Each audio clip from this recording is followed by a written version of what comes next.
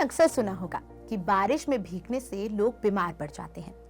बारिश का मौसम अपने साथ कई बैक्टीरिया और इन्फेक्शंस लेकर आता है जो आपका इम्यून सिस्टम को खराब कर देता है और बाद में जिससे आपको बीमारी का खतरा बढ़ा देता है। नमस्कार दर्शकों, स्वागत है आप सभी का बैक टू नेचर में और मैं आपके साथ रूपाली। दर्शकों, आज हम बात करने वाले हैं बारिश के मौसम में होने वाली बीमारियों के बारे में।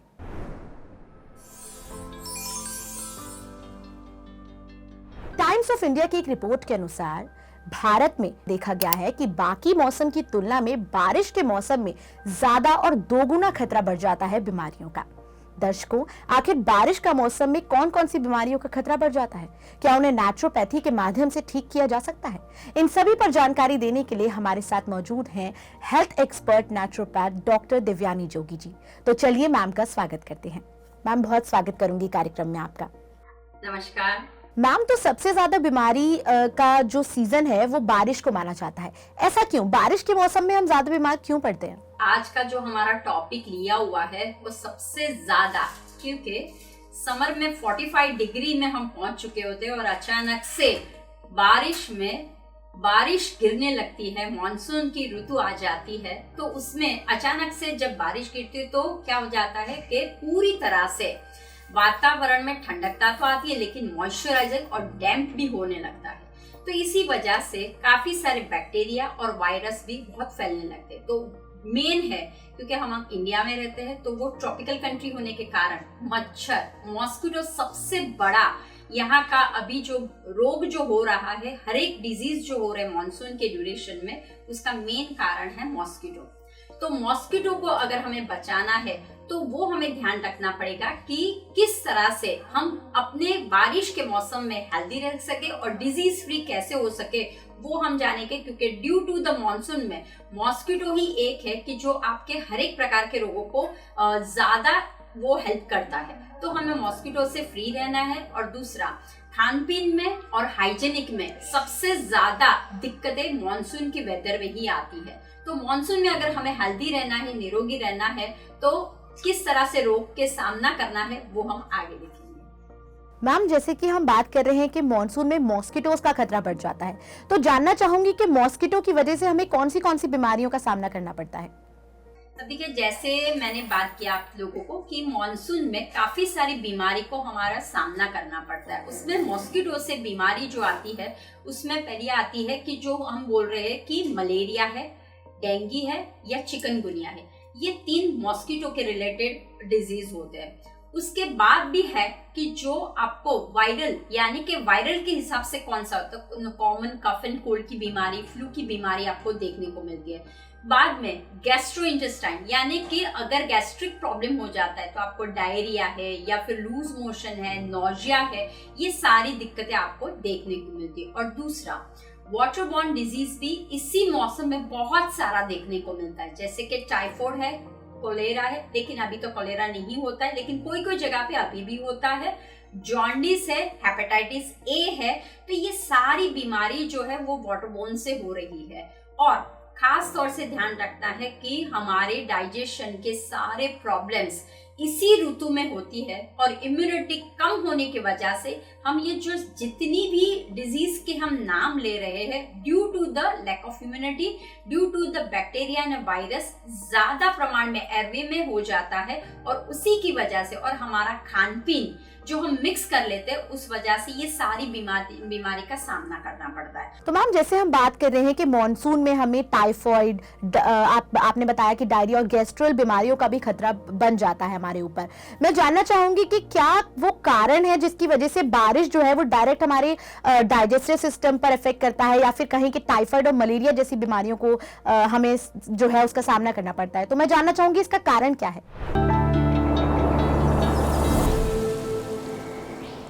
समर में हम लोग एसी में पूरा दिन रहते हैं या फिर हम समर में खान पीन में बहुत एंजॉय कर लेते हैं और पूरे घर में ठंडकता हमेशा रहती है क्योंकि बाहर बाफ होता है या गर्मी बहुत तीव्र होती है।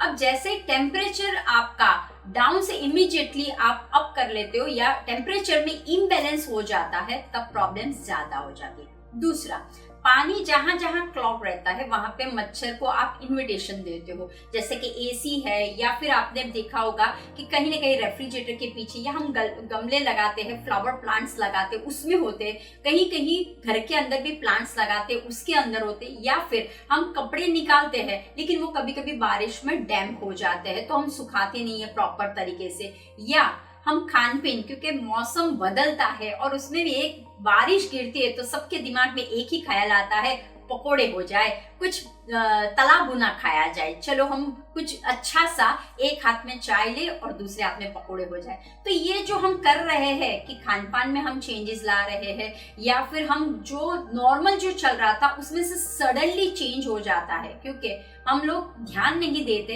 हाइजेनिक का ध्यान नहीं देते, अपनी खान पीन का ध्यान नहीं देते, तो इस वजह से क्या हो जाता है, हमारी ये बीमारियां और बढ़ने लगती है। तो उसी वजह से यही रीजन है, यही कारण है कि बीमारी क्यों आती है, क्योंकि हम लाइफस्टाइल में चेंजेस नहीं करते हैं। हमें ऐसा ही लगता है कि अभी भी हमारे घर में एसी चल रहा है तो चलने दे। अब देखिए मौसम बाहर रेन हो रहा है, आप कौन से कपड़े पहनते हो, आपको लाइट कपड़े हैं, आपके कपड़े का पहरवेश कैसा होना चाहिए, फुल स्लीव्स के कपड़े पहन रहे हो, शॉर्ट्स पहन रहे हो, वो भी, क्योंकि मच्छर इस समय में बहुत ही आते हैं। तो हमें मच्छर से बचने के लिए नेट का हमने किया हुआ है कि नहीं, प्रोटेक्शन आप करते हो कि नहीं, वो भी हमें देखना होता है। तो खास ध्यान रखना है, जितना आप हाइजेनिक रहोगे, खान पीन में प्रॉपर रहोगे, आपकी लाइफस्टाइल प्रॉपर होगी, और हमारे स्किन में, क्योंकि इन्फेक्शंस भी बहुत ज्यादा होते हैं, वो वाटर आप जो पीते हो, कभी कभी तो आप बिलीव नहीं करो, जो आइसक्रीम खाते हैं उसमें से भी टाइफाइड के चांसेस हो, क्योंकि वो कंटेंट पानी से होता है। हेपेटाइटिस वाटर और फूड से होता है। तो आप जो फूड खाते हो वो भी कैसे, वो भी एक कारण हो जाता है। तो बस ध्यान वही रखना है कि जैसे जैसे सीजन बदलती है, ऋतुचर्या बदलती है, आपको वैसे वैसे ही अपने आप को भी चेंज करना है। तो जैसे आप घर का स्वच्छता रखोगे, या फिर आप धुआं करोगे अच्छी तरह से, या आपको जो चिपचिप लग रहा है उसमें आप चेंजेस करोगे, क्लीननेस रखोगे, तो आपको ये सारी बीमारियां नहीं देखने को मिलेगी। जी, तो मैम जैसे कि आपने हमें बताया कि बारिश में किन किन कारणों की वजह से हमें बीमारियों का सामना करना पड़ सकता है, मैं जानना चाहूंगी कि वो सिम्टम्स क्या है जिससे कोई व्यक्ति ये पहचाने कि वो शायद इन बीमारियों से ग्रसित हो गया है। ये बहुत ही अच्छा प्रश्न है, क्योंकि ज्यादातर मॉनसून की सीजन में सबसे ज्यादा बीमारी आती है। अब लोगों को लगता है मॉनसून तो बहुत अच्छा है, गर्म में से ठंडे में चले गए, एंजॉय करते हैं, बारिश में भीगते हैं, लेकिन जितना आप बारिश में भीगोगे, क्योंकि बारिश का पानी एसिडिक पानी है, तो सबसे पहला ध्यान रखना है कि जो मच्छर के रिलेटेड रोग है, जैसे कि मलेरिया की बात करें, तो जब आपको मलेरिया हो जाता है वो भी मॉस्किटो से, यानी कि मच्छर काटने से होता है। अब ये मच्छर कब काटते हैं, रात को काटते हैं, और उसका सिम्टम्स कैसे वो जानना बहुत जरूरी है। अगर आपको फीवर होता है, बुखार होता है और कड़कड़ के ठंडी लगती है, यानी कि आपको ब्लैंकेट 2 3 4 आप मांगते हो फिर भी ठंड नहीं रुक रही है, तो आपको समझ जाना है कि मलेरिया का सिम्टम्स दिख रहा है। जैसे कि डेंगू है, अब डेंगू, मलेरिया और चिकनगुनिया तीनों में फीवर तो आता है, लेकिन डेंगू में अगर आप देखोगे तो आपको डेंगू में क्या होगा, हाई फीवर हो जाएगा, जितना नॉर्मल है उससे से हाई फीवर हो जाएगा, और आपको जॉइंट पेन होने लगेंगे, हर एक जगह पे जॉइंट्स पे जकड़न सी होने लगेगी, और ठंड भी लगेगी, लेकिन खास ध्यान रखना है कि उसमें जॉइंट जहां जहां वहां पे पेन करेगा। और डेंगू में भी मॉस्किटो इवनिंग में काटते हैं वो, लेकिन अभी तो नाइट एंड इवनिंग में दोनों में हमें संभल के रहना है। अगर मॉस्किटो बाइट काटते हैं तो वो डेंगू का आता है। और थर्ड जो है वो है हमारा चिकनगुनिया। अब देखिए चिकनगुनिया में न तो सिम्टम्स कोई पहले दिखाई देते हैं, बाद में मसल्स बहुत पेन करते हैं, आपको हेडेक जबरदस्त होता है, फीवर होता है, लेकिन इतना होता है कि आप अपनी बेड से खड़े भी नहीं हो सकते, इतने जॉइंट्स मसल्स क्रैम्प होते हैं, और स्पेशली एब्डोमेन में बहुत सारा पेन होता है। तो ये जो है वो चिकनगुनिया, ये भी चिकन यानी मॉस्किटो से ही होता है, लेकिन खास ध्यान रखना है कि चिकनगुनिया में कोई पहले नहीं पता चलता, उसके बाद ही पता चलता है, क्योंकि इसके अंदर खास तौर से पूरी तरह से आपका शरीर टूट जाता है, वैसी एक आपको महसूस होती है। दूसरा है कि हम जैसे बात करते हैं कि टाइफाइड, अब ये टाइफाइड पानी से ही है, रिलेटेड है। तो आप जो ड्रिंकिंग वाटर पीते हो, आप जो पानी पीते हो, वो क्या टैप का है या आपको आरओ का है, किस चीज का आ रहा है पानी, उसके ऊपर निर्भर करता है। तो जब फूड और पानी में मिश्रण हो जाता है तब ये आपको टाइफाइड के सिम्टम्स दिखाई देते हैं। दूसरा, जब पानी के साथ साथ फूड में भी, मान लो कि आपने स्टेल वाला यानी कि पुराना फूड खा लिया है, एकदम बास मारा ऐसा कभी कभी हो गया है, या स्ट्रीट फूड खा लिया है, तो ये शक्यता आपको देखने को मिलती है। अब कॉलेरा तो हमारे यहाँ नहीं है, लेकिन हाँ वो भी रिलेटेड टू पानी के ही हिसाब से है। दूसरा है कि डायरिया, जो मैंने बोला है, खास तौर से diarrhoea, loose motion, nausea, vomiting बहुत सारा इसमें दिखता है। क्यों? क्योंकि सिम्टम्स भी ध्यान रखिए, आपको बार बार पायखाने जाना पड़ेगा, गुड़ गुड़ गुड़ जैसा लगेगा, अपच जैसा लगने लगेगा। ये सारा क्यों होता है? क्योंकि हमने फूड कौन सा खाया हुआ है? बाहर का खाया। तो जब शरीर का तापमान और बाहर का तापमान इम्बैलेंस हो जाता है तो शरीर सहन नहीं कर पाती है, तो वो जो भी अन्न है वो बाहर निकाल देती है, उसे हम बोलते हैं टॉक्सिन। तो जब टॉक्सिन टू मच भर जाता है तब हमें डायरिया का महसूस होता है ड्यू टू द फूड। अब हम जैसे बोल दें कि समर के मौसम में पकोड़े जैसे है, या फ्रेंच फ्राइज खा लीजिए, या फिर पानी पूरी खा ली हमने, भेल है, चाट है, तो वो क्या इनवाइट करता है? क्योंकि भेल खा ली या पानी पूरी, तो पानी कैसा है? वाटर से, तो वो आपको टाइफाइड होगा और डायरिया का चांसेस रहेगा। तो ये हमें ध्यान रखना है कि जो आप अन्न खाते हो उस पर भी बहुत ध्यान रखना है। एक है इन्फ्लुएंजा, यानी कि शरीर और बाहर का तापमान प्रॉपर नहीं होता है। जब हॉट में से सडनली आप मॉइस्चर वेदर पे चले, सडनली आप रेन वेदर में चले जाते हो, ड्रॉप आउट हो जाता है, तब आपकी बॉडी का भी धीरे धीरे इम्बैलेंस होने लगता है। तब आपको अन्न को बहुत ही लाइट अन्न खाने हैं और इम्यूनिटी को बढ़ाने वाले अन्न को खाना है। अगर हम इम्यूनिटी को बढ़ाने वाले नहीं खाए तो हमारी इम्यूनिटी कम हो जाती है और प्रॉब्लम्स ज्यादा हो जाते हैं। और स्टमक के इन्फेक्शंस बच्चे को लो, क्योंकि इसमें कोई एज बार नहीं है, ज्यादातर लोगों को होता है कौन सी एज में ये सारे प्रॉब्लम्स होते हैं। अब बच्चों से लेके बूढ़े तक ये सारे सिम्टम्स देखने को मिलते हैं, क्योंकि स्टमक इन्फेक्शन भी अगेन वाटर, आपने मान लो आप कहीं होटल में खाना खाने गए, अगर आपने कहीं से सब्जियां ली लेकिन उसको वॉश नहीं किया है, ये अगेन सारा कोविड में से ही हो रहा है मॉनसून में। अगर आपने सब्जियों को धुला नहीं, फ्रूट्स हम जो बोलते हैं, लेकिन वो कहाँ से आ रहा है? आपको लिफी वेजिटेबल्स आपने लिया लेकिन उसको प्रॉपरली वॉश नहीं किया, तो उसमें भी क्या जीवाणु होते हैं। तो जब ये जीवाणु आपके भीतर में जाते, either intact through the nose जो आप ब्रीथ करते हो, या इंटेक्ट थ्रू द माउथ जो आप अन्न को ग्रहण करते हो, ये दोनों पैकी अगर जो भी हो जाता है तो वो अंदर जाके वॉर्म्स जो होते हैं, क्योंकि हमारे शरीर में 2 बैक्टीरिया है, एक है गुड और एक है बैड। तो अगर हमारे शरीर में बैड बैक्टीरिया का लेवल बढ़ गया तो ये स्टमक इन्फेक्शन होते हैं, तो उसके लिए हमें गट का करना पड़ेगा। और दूसरा, कोल्ड एंड कफ, ये बहुत ही नॉर्मल है। जब जब ये वेदर चेंज हो जाता है, फीवर, कोल्ड, कफ या फिर सोर थ्रोट, ये सब कुछ आपको देखने को मिलता है। क्यों? क्योंकि हमारे शरीर में जो अन्न जाता है, जो आप एयर लेते हो, वही अगर खराब हो तो वो क्या होने लगता है? बैक्टीरिया, वायरस आपके भीतर में जाके वो इन्फेक्शन पैदा करते हैं। तो ये सारे जो नॉर्मल है, ये सारे सिम्टम्स आपको दिखाई दे रहा है, पेट में गड़बड़ी हो रही है, या हेडेक हो रहा है, फीवर हो रहा है, या बॉडी एक हो रहा है, बहुत सारा आपको लग रहा है, तो ये समझना है, या एब्डोमेन पेन लग रहा है, तो आपको ध्यान रखना है कि क्या हो रहा है। तो बॉडी के सामने देखिए थोड़ा सा शरीर क्या बोल रहा है, शरीर जो बोल रहा है वो सुनने की कोशिश करें। इसलिए हम बोलते हैं ना कि आपको ध्यान की पानी पूरी खानी है। जैसे आप ध्यान की पानी पूरी खाओगे तो इमीडिएटली शरीर उसको एब्जॉर्ब कर लेगा। जब आप प्राणायाम करते हो चैट का, तो आपको धीरे धीरे आपको उसका भी सुकून मिलने लगेगा। तो करना है ना, तो ध्यान, प्राणायाम और योग आसन कर लीजिए। जी बिल्कुल। मैम, जैसे कि आपने बहुत अच्छे से हमें बताया कि सिम्टम्स जो हमें पता चलेंगे अगर हमें टाइफाइड है, क्लोरे है, या फिर और भी तरह तरह की बीमारियां हैं, तो वो सिम्टम्स आपने हमें बहुत अच्छे से बताए।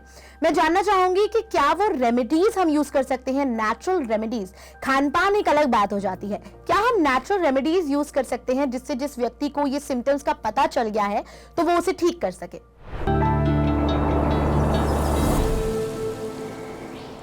अब देखिए, सबसे पहले तो ध्यान रखना है कि घर को क्लीननेस पे रखिए। अब सबसे ज्यादा बीमारी बाहर से नहीं आती, घर से आती। जिस जगह पे आप बैठे हो, जैसे कि आप बैठे हो घर के किचन में, तो घर के किचन में ही सब कुछ, अगर कूड़ा भी कचरा भी और सब कुछ है तो मॉस्किटो आने वाले। तो घर से मॉस्किटो को बाहर निकालिए, घर से गंदगी को बाहर निकालिए, वो पहले करना है। घर पे आप ब्रीथ करते हो, वो फ्रेश होना बहुत जरूरी है। तो आपको क्या करना है, तो सबसे पहले है कि घर को, वातावरण को शुद्ध करने के लिए आप अरोमास का इस्तेमाल कर सकते हो, नेचुरल वे का है। और ये एसेंशियल ऑयल का आइदर डिफ्यूजर लेके आप उसको जलाइए, जैसे कि लेवेंडर है, यूकेलिप्टिक्स है, camphor is a best remedy to clean everything. इसमें क्या होगा, एक तो घर का वातावरण पॉजिटिव हो जाएगा, दूसरा मच्छर कीड़ा मकोड़ा जो भी हो वो भी निकल जाएगी, और एक आनंदमय आपका फीलिंग आएगा। तो कैम्फर आप रख लीजिए, कैम्फर की ऑयल को, जो कॉटन है उसमें कैम्फर के 2-3 ड्रॉप्स डाल दीजिए ऑयल के, या नहीं है तो कैम्फर, अगर आपके कपूर उसे बोलते हैं, तो कपूर को लीजिए और आपके सोफे के पीछे, ध्यान रखिए जहां जहां पे जगह नहीं मिलती है, जैसे बाथरूम में डैम्प है, हमेशा गीला ही रहने वाला है ना मॉनसून में, तो बाथरूम में एक बार आप साफ करते हो, सॉल्ट एंड बेकिंग सोडा से उसको साफ कर लेना है, और उसके बाद कैम्फर को आप बाथरूम में डाल दीजिए और देखिए कितना चमत्कार होता है। उसके बाद आप जिस जगह पे, जैसे प्लांट है या फिर आपको लग रहा है कि सोफा है या बेड है, वहां पे पोछा नहीं हो रहा है, तो पूरे द कैम्फर, आप कैम्फर डाल दीजिए। जहां जहां अंधेरा है वहां पे आपको क्या करना है, इन्फ्यूज कर लीजिए, यानी कि आप डिफ्यूजर लगा दीजिए, कैंडल लगा दीजिए, या फिर पानी के अंदर 1-2 ड्रॉप ऑरेंज के डाल दीजिए, पेपरमेंट के डाल दीजिए, यूकेलिप्टिक्स के डाल दीजिए, लेवेंडर के डाल दीजिए। जब एरोमा करते हो तो आपके शरीर में भी कहीं ना कहीं जकड़न होती है, जैसे मैंने आपको बोला हेडेक होना, फीवर होना, तो ये सब कुछ भी चले जाएगा और फीवर आपका मेंटेन हो जाएगा और शरीर आपका शांत रहेगा। ये आप कर सकते हो। अब खुद के लिए क्या कर सकते हो, तो होम रेमेडी में एक ध्यान रखना है, उसे कहते हैं हम मसाज, अभ्यंगम मसाज। तो आपको क्या करना है, क्योंकि देखिए हम अगर जैसे कपड़े पहनेंगे, जैसे समर में आपने हाफ स्लीव्स के पहन लिए या हाफ शॉर्ट्स पहन लिए, तो वही आदत हो जाए, चलो ऐसे ही पहन के बाहर जाते हो। तो जब आप बाहर जाते हो तो आप क्या कीजिए, ऑयल लगा दीजिए। तो आप जैसे कोकोनट है या तिल का तेल है, उसके अंदर कैम्फर थोड़ा सा डाल दीजिए, तो वो अभ्यंग कर लीजिए, मसाज कर लीजिए हाथ पैरों में, और उसके बाद आप निकलिए या उसके बाद आप शावर कर लीजिए, तो वो एक तेल की परत आपके शरीर में चिपक जाएगी। तो मॉस्किटो का आना होगा तो वो आपके पास नहीं आएगा, क्योंकि इसका फ्रेग्रेंस आपके पास नहीं आने देगा। दूसरा, नश्य, नाक में हर रोज आपको गाय के घी के 2-3 ड्रॉप्स ईच नॉस्ट्रिल में डालना है। जब आप नश्य करते हो तो ध्यान रखिए, मैंने जैसे ही बोला आपको, बैक्टीरिया एंड वायरस, आप जो सांस को लेते हो, एयर में भी गंदगी है और बाहर भी खान पीन में गंदगी है, तो आप जो एयर लेते हो उसको फायदा करें। तो नश्य जब करते हो तो आपके पूरे शरीर में क्लींजिंग हो जाता है, पूरे, यानी ब्रेन को कोई प्रॉब्लम नहीं होता है, सांसों में जो दिक्कतें आती है उसमें भी नहीं होता है, और ये जो रोग आते हैं वो भी नहीं होते। तो नश्य एवरीडे करना है। और तीसरा मैं सजेशन करूंगी ऑयल पूलिंग। अब ऑयल पूलिंग जब करते हो तो हमारे सबसे ज्यादा माउथ से ही गंदगी जाती है, तो आपको माउथ की हाइजीनिक बढ़ जाएगी, स्ट्रेंथनिंग बढ़ जाएगी, सलेवा आपका अच्छा हो जाएगा, और अच्छा अगर होगा तो टॉक्सिन्स जो जमा हुए आपके जीभ के ऊपर या फिर सलाइवा में जो गंदगी जमा हुई है वो अंदर नहीं जाती है। और दूसरा, इम्यूनिटी, खास ध्यान रखना, मॉनसून में इम्यूनिटी को बढ़ाना है। तो जब आप ऑयल पुलिंग करते हो हर रोज तो आपकी इम्यूनिटी भी धीरे धीरे बढ़ने लगती है। वेरी सिंपल है, ये सब कुछ आप घर पे कर सकते हो। आप कोकोनट ऑयल से कर सकते हो, तिल के ऑयल से कर सकते हो, और अगर ज्यादा हो गया तो आप सरसों के तेल से भी आप ऑयल पुलिंग कर सकते हो। तो जैसे जैसे आप ये करोगे तो आप खुद देख पाओगे कि ये स्टार्ट कीजिए तो आप इम्यूनिटी को बढ़ा सकते। इसके लिए कोई दवा लेने की जरूरत नहीं। एक बात और, जब जब आप ऐसी छोटी छोटी कोई बीमारी आपको आती है तब आप दवाइयां ले लेते हो, पेन किलर ले लेते हो या फिर एंटीबायोटिक। ध्यान रखिए, एंटी का मतलब है बंद करना, बायोटिक यानी बॉडी को जो भी अच्छे बैक्टीरिया उसको हम बंद कर लेते हैं। क्यों बंद कर रहे हैं? हमारे बैक्टीरिया शरीर में अच्छे काम के लिए रखे हुए हैं। तो जब आप एंटीबायोटिक लेते हो तो हमारे शरीर से गुड बैक्टीरिया भी डैमेज होने लगते और शरीर अब वीकनेस की तरफ चला जाता है। तो प्लीज ध्यान रखिए, इंस्टेड ऑफ एंटीबायोटिक आप ध्यान रखिए, नीम भगवान ने दी हुई है, तो नीम आप लेके आइए और नीम की धुई करिए घर पे, राइट। या फिर आप एक कटोरी में आप नीम है, या फिर आपके पास दशमूल ये है, वो आप कर सकते हो। कैम्फर उसके अंदर है, गौ का जो छान आता है उसके ऊपर घी डाल दीजिए, कैम्फर डाल दीजिए और नीम के पत्तों की धुनी कीजिए। बस यही हमें करना है। जैसे जैसे आप करोगे ना, आप खुद देखोगे घर भी बहुत अच्छा हो जाएगा और भीतर में जो जा रहा है वो केमिकल फ्री होना बहुत जरूरी है। तो केमिकल फ्री हो जाएगा, आप खुद भी हेल्दी हो जाओगे। जी बिल्कुल मैम, आपने जिस तरह हमें बताया कि कौन सी नेचुरल रेमेडीज का इस्तेमाल कर जो है घर पे ही हम इतनी गंभीर बीमारियों से निजात पा सकते हैं। मैं जानना चाहूंगी कि नेचुरल रेमेडीज के अलावा खान पान पर ऐसा क्या ध्यान दिया जाए जिससे हम इन बीमारियों से बच सकें। अब खास हमारा ध्यान खान पीन पे होना चाहिए। सबसे पहला, खान पीन में जब भी आप करते हो तो खास ध्यान रखना है कि जो भी आप अन्न खा रहे हो, इसमें मैं आपको वो नहीं बता सकती कि ये फूड आपको खाने का क्या, क्योंकि जो भी आप अन्न को खा रहे हो वो फ्रेश और वेल कुक होना चाहिए और हॉट होना चाहिए। ये 3 बात आपको ध्यान रखनी है। अगर पुराना अन्न पड़ा हो या अन्न में कोई खराबी आ गई हो तो वो आपको अन्न नहीं खाना है। कि मान लो सुबह आपने बनाया है और दूसरे दिन आप खा रहे हो तो वो नहीं चलेगा। बाहर का जो स्पाइसी तला भुना फूड है, अभी हमें बहुत टेम्पटिंग लगेगा, बहुत इच्छा हो जाएगी, एक बाजू बारिश है, अरे चलो चाय पीते, तो इंस्टेड ऑफ चाय, इंस्टेड ऑफ जो आप पकोड़े खाते हो या इंस्टेड ऑफ पानी पूरी खाते हो, आप घर पे बनाइए, लेकिन फ्रेश टू फ्रेश बनाइए। तो आपको जो चाय आप बाहर किटली में जाके पीते हो, गरम इच्छा तो होती है, तो आप क्या कीजिए, हर्बल टी घर पे बनाइए। तो हर्ब्स कौन से यूज करोगे? जिंजर सबसे बड़ा हमारा शस्त्र है। दूसरा बेसिल यानी कि तुलसी, ये पावर है, हमारे सारे हर्ब्स की पावर तुलसी है। तो तुलसी का काढ़ा बनाइए। जिंजर यानी अदरक का बनाए, इसके अंदर हम हल्दी डालें, तो जिंजर, तुलसी, हल्दी, पेपर भी लीजिए, और नींबू सबसे ज्यादा हमारा विटामिन सी का काम करता है, और हनी मॉइस्चर बिल्ड अपने भीतर में समांतर करने का काम करता है। तो इस तरह से आप अलग अलग काढ़े बना सकते हो, टी बना सकते हो, वो ले सकते हो। अब आप स्पाइसेस में जैसे मैंने बोला कि आप सिनेमन का इस्तेमाल कर सकते हो, जिंजर का इस्तेमाल आप कर सकते हो। अश्वगंधा ध्यान रखिए, वो बहुत ही सेफर है for the protect from the monsoon की बीमारियों से हो जाती है। दूसरा, यहाँ पे हम बात कर रहे हैं कि आप जो भी अन्न बना रहे हो वो वेजिटेबल्स कैसे होने, ग्रीन वेजिटेबल्स, लीफी वेजिटेबल्स नहीं खाने हैं, क्योंकि वो वाटर कंटेंट में आते हैं, तो वो हमें नहीं खाना है। अगर मान लो खाना है तो आपको थोरली वॉश नमक वाले पानी से अच्छी तरह से, या एप्पल साइडर विनेगर के पानी से वॉश करना है।